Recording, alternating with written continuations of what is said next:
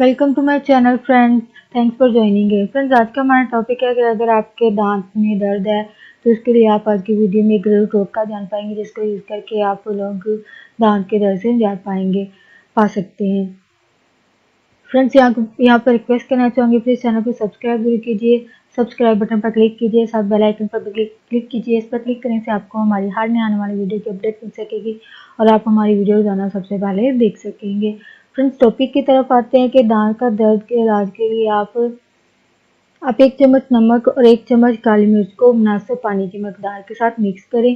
फिर इसको रुई पर मुकम्मल लगाकर या रुई को इस मिक्सर में डुबोकर इस रुई को आप दांत पर रखें और दो मिनट तक इसको रखें और 2 मिनट बाद इसको बाहर निकाल दें और कुल्ली कर लें। इससे आपके दांत का दर्द जो है वो मुकम्मल तौर पर ख़त्म हो जाएगा और आपको दांत के दर्द से राहत महसूस होगी। और फ्रेंड्स, आज का ये टोटका आपके लिए यूज़फुल रहे।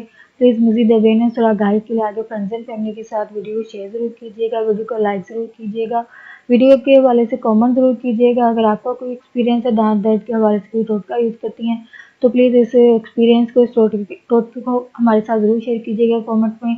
प्लीज़ चैनल को सब्सक्राइब ज़रूर कीजिएगा। Thanks for watching video.